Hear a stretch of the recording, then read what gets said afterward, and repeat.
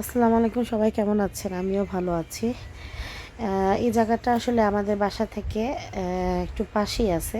বাস দিয়ে গেলে আর কি আধা ঘন্টা লাগে।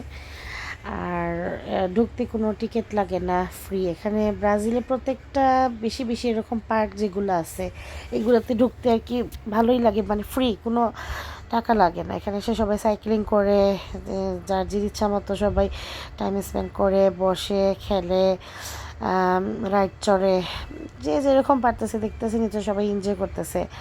আর আমরাও বেসিক্যালি গেলে রাত পর্যন্ত চাদর টাদর নিয়ে যাই, ওখানে বসে ঘুমাই টুমাই। কিন্তু সেদিন আর কি ওয়াসিরা আমরা ভিজার প্লেনে গেছিলাম।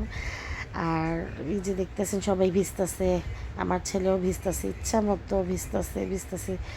বললাম চলো বাবা, ভিজাভিজি শেষ করো। ও তো প্রায় চলো বলে ওকে পারাই যায় না। ও তো প্রায় রাত পর্যন্তই, যে রাত হয়ে গেছে, রাত পর্যন্ত ইচ্ছা মতো সে ভিজতেছে। ওকে বললাম এখন উঠো বাবা, সে বলে না আম্মু আরও ভিজবো আরও ভিজবো। এই যে ঠান্ডার মধ্যে ইচ্ছা মতো ভিজতেছে। আমি টায়ার্ড হয়ে গেছি, আমি বলছি আমি আর পারতেছি না, আমার পায়ে ব্যথা করতেছে। আর টানাটানি করলাম, রাগ করতেছি। এই যে আসমানের অবস্থাও, বৃষ্টি আসবে এরকম অবস্থা। আর এই যে ভিতরে দেখা যাইতেছে মিউজিয়ামের মতো এই বিল্ডিংটা, এখানে ভিতরে অনেক কিছু আছে। আর মানে একটা মিউজিয়াম আর কি, মিউজিয়ামে যা যা থাকে। আমরা ভিতরে যাব যাব বলে আর যাওয়া হয় নাই।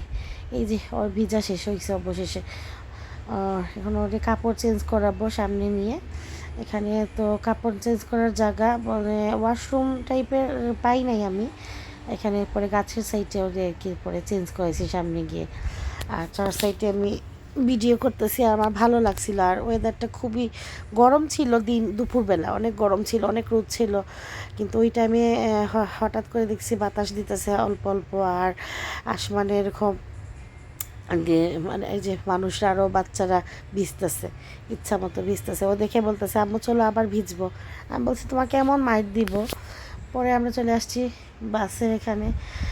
তো আমাদের এখন চলে যাব, বাসের অপেক্ষা করতেছি। আপনাদের সাথে দেখা হবে, কথা হবে ইনশাআল্লাহ। আমার জন্য দোয়া করবেন আর আমাকে বেশি বেশি করে লাইক দিবেন, কমেন্ট দিবেন।